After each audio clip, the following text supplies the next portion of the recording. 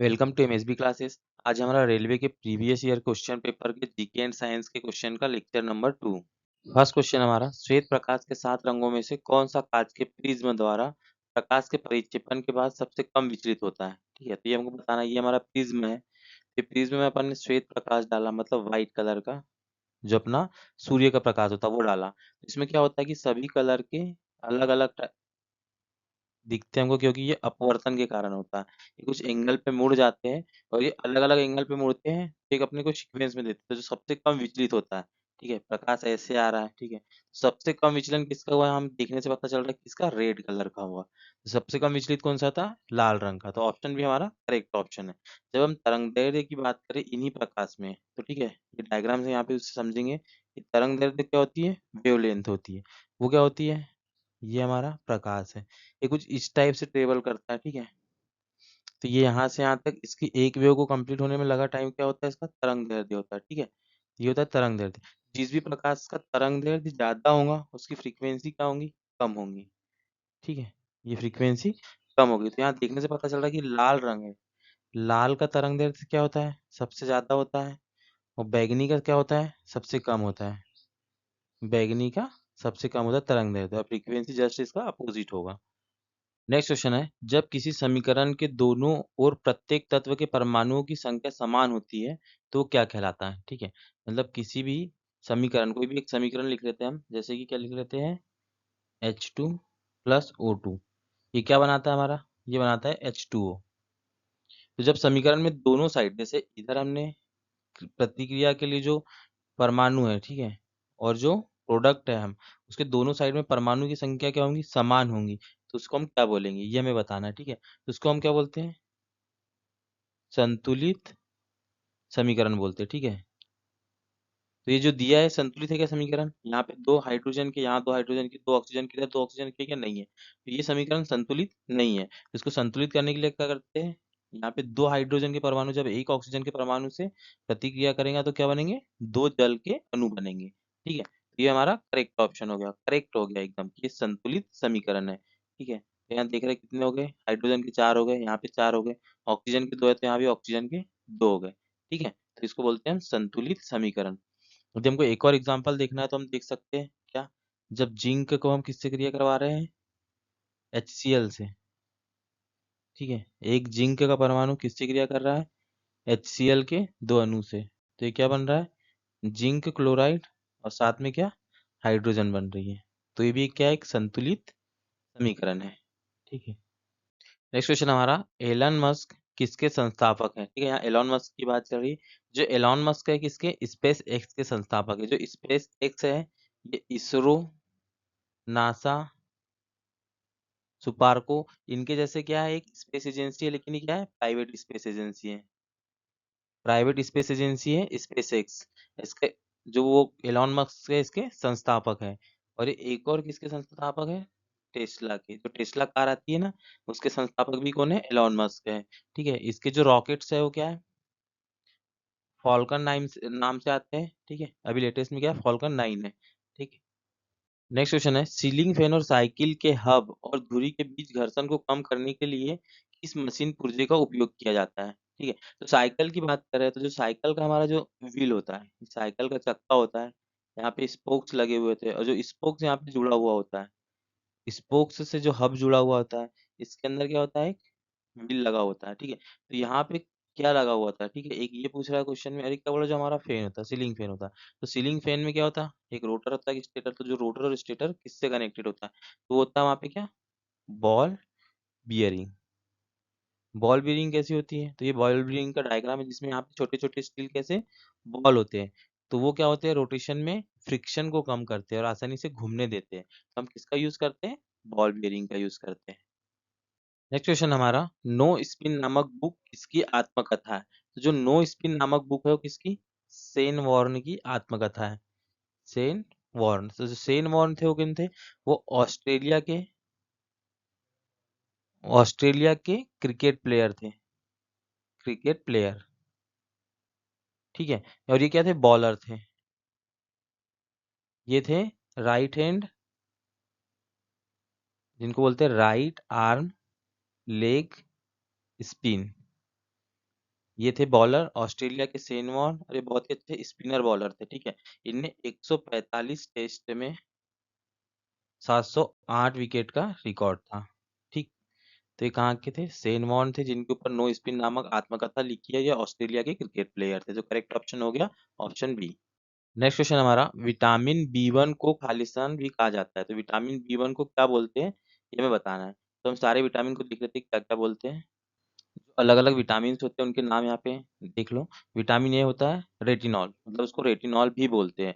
यहाँ पे vitamin B1 का बोला, तो विटामिन बी1 को क्या बोलते हैं? थियोमिन बोलते हैं, ठीक है। जो ऑप्शन सी हमारा यहाँ करेक्ट होगा क्या? थियोमिन।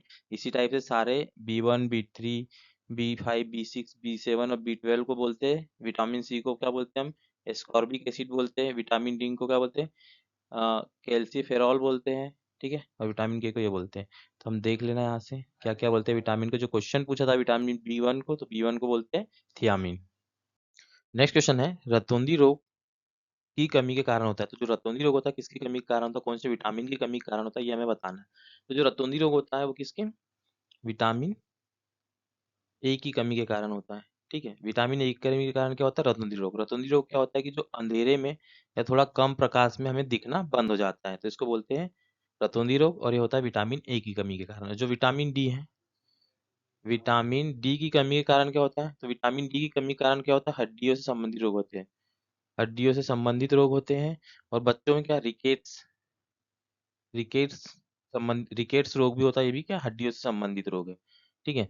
और जो यहाँ पे विटामिन सी है, विटामिन सी, तो विटामिन सी की कमी के कारण क्या होता है? त्वचा से संबंधित रोग होते हैं, दांतों से संबंधित रोग होते हैं, ठीक है। जैसे कि मसूड़े में प्रॉब्लम, ये सब रोग होते हैं विटामिन सी की कमी से। तो यहाँ पे जो रतौंधी रोग है वो किसकी? विटामिन ए की कमी के कारण होता है। जो करेक्ट ऑप्शन होगा option D, vitamin A. Next question हमारा, एथेनोइक एसिड को सामान्यतः क्या कहा जाता है? तो जो एथेनोइक एसिड होता है उसको सामान्यतः हम बोलते हैं क्या? Acetic acid. Acetic acid, acid, ठीक है। और जो उसका रासायनिक सूत्र होता है वो होता है CH3COOH। ये तो एसिटिक एसिड का क्या हो गया? रासायनिक सूत्र। और इसके अलग अलग नाम भी है। इसको क्या क्या बोलते हैं वो देख लेते हैं हम। उसको बोलते हैं एथेनॉल, एथोनोइक अम्ल, ठीक है। और साथ में इसको क्या बोलते हैं? विनेगर अम्ल, विनेगर अम्ल। ये इसके और भी नाम है, ठीक है। तो जो करेक्ट ऑप्शन होगा क्या? Acetic acid. नेक्स्ट क्वेश्चन है, टेल्यूरियम नामक तत्व एक खालिस्तान है, ठीक है। जो टेल्यूरियम नामक तत्व है वो क्या है? उपधातु है, धातु है, अधातु है, ये हमें बताना है। जो टेल्यूरियम नामक तत्व है इसको हम Te से दिखाते हैं। और इसका जो परमाणु क्रमांक है वो क्या होता है? 52 होता है। और ये एक उपधातु है, उपधातु है। ये एक रेयर मटेरियल है। और इसका कलर कैसा होता है? सिल्वर कलर का होता है, ठीक है। उपधातु क्या होते हैं? तो वैसे धातु जिनके गुण धातु और उपधातु दोनों की तरह होते हैं उनको बोलते हैं हम उपधातु, ठीक है। धातु और अधातु दोनों की तरह हो तो उसको उपधातु बोलते हैं। इसमें क्या क्या आता है? इसमें कार्बन भी आता है, ठीक है। कार्बन के साथ में क्या आता है? बोरॉन भी आता है, ये भी उपधातु में आते हैं, ठीक है। तो करेक्ट ऑप्शन होगा ऑप्शन बी, उपधातु। नेक्स्ट क्वेश्चन है हमारा, निम्नलिखित में से कौन टिंडल प्रभाव को दर्शाता है? ठीक है। तो इसमें से टिंडल प्रभाव को कौन दर्शाता है हमें दिखाना है। सबसे पहले हम देख लेते हैं कि टिंडल प्रभाव क्या होता है। तो जब भी किसी कोलाइड विलयन में से हम प्रकाश को फ्लो कराएंगे, प्रकाश को फ्लो कराएंगे, तो यहाँ पे क्या होगा कि इनके कण के कारण यहाँ पे प्रकीर्णन होगा और हमको प्रकाश की लाइट दिखेंगी। जैसे यहाँ पे दिख रही, देखो इस विलियन में यहाँ प्रकाश की लाइट दिख रही ना, सीधी सीधी। तो इसको बोलते हैं हम टिंडल प्रभाव। तो ये किसमें होता है? तो ये होता है दूध में। जो ऑप्शन दिए इसमें से क्या में होता है? दूध में। तो करेक्ट ऑप्शन होगा ऑप्शन बी। नेक्स्ट क्वेश्चन है, निम्नलिखित में से कौन सा किसी ध्वनि तरंग के प्रति इकाई समय में किए गए दोलनों की संख्या है? ठीक है। तो जो ध्वनि तरंग है ये सारी क्या है? ऐसे वेव में फ्लो होती है, ठीक है। ऐसे करके वेव में फ्लो होती है, ठीक। तो जो यहाँ पे क्या पूछा है क्वेश्चन, दोलनों की संख्या पूछी है। मतलब यहाँ से यहाँ तक एक दोलन हुआ हमारा, तो ये प्रति सेकंड दोलनों की संख्या को हम क्या बोलते हैं? फ्रीक्वेंसी बोलते हैं, मतलब आवृत्ति। एक सेकंड में कितनी बार ये रिपीट हुई इसको हम बोलते हैं आवृत्ति। तो जो करेक्ट ऑप्शन है ऑप्शन बी, आवृत्ति। खालिस्तान भारत का पहला नागरिक होता है, ठीक है। जो भारत का पहला नागरिक वो कौन होता है वो हमें बताना है। तो जो हमारा भारत का प्रेसिडेंट होता है, ठीक है। प्रेसिडेंट बोले तो राष्ट्रपति। राष्ट्रपति जो होता है हमारे भारत का, वो होता है हमारे भारत का प्रथम नागरिक। अभी कौन है? द्रौपदी मुर्मू अभी हमारी राष्ट्रपति है। ठीक है, तो करेक्ट ऑप्शन होगा option B, president. Next question है, अस्थि मज्जा में मौजूद कौन सा हार्मोन आरसीबी उत्पादन को बढ़ावा देता है? ठीक है, अस्थि मज्जा बोले तो हमारा ब्रोन मैरो, ब्रोन मेरो। ये की कहाँ पे होता है? ब्रोन मेरो होता है हमारा हड्डियों के बीच में जो होता है उसको बोलते हैं ब्रोन मेरो, और यहाँ पे हमारा आरसीबी बनती है। ठीक है, आरसीबी का उत्पादन होता है। तो इसमें कौन सा जो हार्मोन होता है उसको बढ़ावा देता है, ये हमें बताना है। तो जो हार्मोन होता है उसको क्या बोलते हैं हम? एंथ्रोप्रोटीन। ठीक है, जो एंथ्रोप्रोटीन होता है वो अस्थि मज्जा में आरसीबी को उत्पादन में बढ़ावा देता है। तो करेक्ट ऑप्शन होगा ऑप्शन बी। नेक्स्ट क्वेश्चन हमारा, शतरंज के खेल में रूक किस जानवर का प्रतिनिधित्व करता है? जो रूक होता है वो किस जानवर का प्रतिनिधित्व करता है हमें बताना है। तो वो होता है हाथी का प्रतिनिधित्व करता है। और जो हमारा हाथी होता है शतरंज के खेल में, वो कैसा चलता है? वो सीधा सीधा चलता है, स्क्वायर में। ठीक है, स्क्वायर में बोले तो ऐसा चलता है। ठीक, तो जो करेक्ट ऑप्शन होगा ऑप्शन सी, हाथी। नेक्स्ट क्वेश्चन हमारा, जम्मू इनमें से किस नदी के तट पर स्थित है? तो जम्मू पहले क्या था? राज्य क्या था? जम्मू कश्मीर। जम्मू कश्मीर क्या था? पहले राज्य था। ठीक है, अब ये बन गया क्या? केंद्र शासित प्रदेश। केंद्र शासित प्रदेश बन गया, जिसमें क्या क्या आ गया? एक आ गया जम्मू कश्मीर, और दूसरा क्या आ गया? लद्दाख आ गया। ठीक है, तो ये किस नदी के तट पे है? तो जो हमारा जम्मू है वो किसके? तवी नदी के तट पे है। तो हमारा करेक्ट ऑप्शन हो गया ऑप्शन बी। और महानदी हमने इससे पहले पढ़ा था कि जो महानदी है वो पेनिनसुला की सबसे बड़ी रिवर है। कौन सी? महानदी, पेनिनसुला की सबसे बड़ी नदी। नेक्स्ट क्वेश्चन है, किसी तत्व के परमाणु में प्रोटॉन की संख्या इनके खालिस्तान के बराबर होती है। ठीक है, तो किसी तत्व के परमाणु में प्रोटॉन की संख्या की बात कर रहे हैं। तो जो हमारा परमाणु होता है, ठीक है, किसी भी तत्व का सबसे छोटा कण क्या होता है? परमाणु होता है। परमाणु में एक नाभिक होता है, उसमें क्या होता है? प्रोटॉन होते हैं और न्यूट्रॉन होते हैं। और कक्षा में क्या होते हैं? कक्षा में चारों ओर जो चक्कर लगाते होते हैं यहाँ पे इलेक्ट्रॉन्स होते हैं, इसको ई से बताते हैं। ठीक है, तो जो प्रोटॉन होते हैं वो पॉजिटिवली चार्ज होते हैं, न्यूट्रॉन पे कोई चार्ज नहीं होता, और जो इलेक्ट्रॉन होते हैं वो नेगेटिवली चार्ज होते हैं। तो किसी भी परमाणु का टोटल चार्ज क्या होता है? 0 होता है, मतलब ये उदासीन होते हैं। ठीक है, तो जो प्रोटॉन की संख्या होती है किसके बराबर होती है? ये होती है प्रोटॉन की संख्या परमाणु क्रमांक के बराबर होती है। ठीक है, और जो इलेक्ट्रॉन और निगेटिवली चार्ज होता है, जो इलेक्ट्रॉन पे चार्ज होता है क्या था? 1.6 इंटू 10⁻19 गुलाम होता है। ठीक है, ये प्रोटॉन पॉजिटिवली चार्ज होता है, तो प्रोटॉन पे चार्ज क्या होता है? 1.6 इंटू 10⁻19, ये माइनस चार्ज होता है, ये प्लस चार्ज होता है, गुलाम। ठीक है, तो यहाँ पे जो करेक्ट ऑप्शन होगा ऑप्शन सी, परमाणु क्रमांक। नेक्स्ट क्वेश्चन हमारा, एड्स का विषाणु शरीर में खालिस्तान को नष्ट करता है। तो एड्स का विषाणु शरीर में किसको नष्ट करता है ये हमें बताना है। ठीक है, जो जो हमारा एड्स होता है इसका फुल फॉर्म होता है, जो एड्स का फुल फॉर्म होता है वो हमारा क्या होता है? Acquired immunodeficiency syndrome. ठीक है, ये एड्स का फुल फॉर्म हो गया। और ये किसके कारण होता है? इसमें कौन सा वायरस होता है? एचआईवी वायरस होता है, मतलब ह्यूमन इम्यूनोडेफिशिएंसी वायरस। ठीक है, जो हमारे इम्यून सिस्टम को इफेक्ट करता है। ठीक, किसको नष्ट कर देता है? तो हमारा प्रतिरक्षा तंत्र। तो करेक्ट ऑप्शन होगा ऑप्शन डी। नेक्स्ट क्वेश्चन हमारा, किस संविधान संशोधन अधिनियम के द्वारा लोकसभा की सीटों की संख्या 525 से बढ़ाकर 545 की? ठीक है, तो इसका जो ऑप्शन है करेक्ट ऑप्शन है 31वें संविधान संशोधन अधिनियम 1973।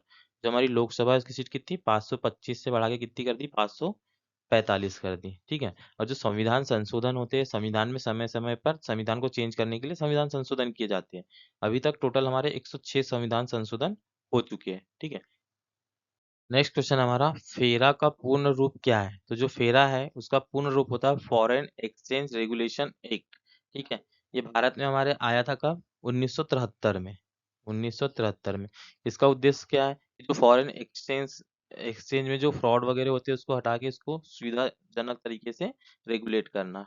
ठीक है, तो जो करेक्ट ऑप्शन होगा इसका ऑप्शन बी।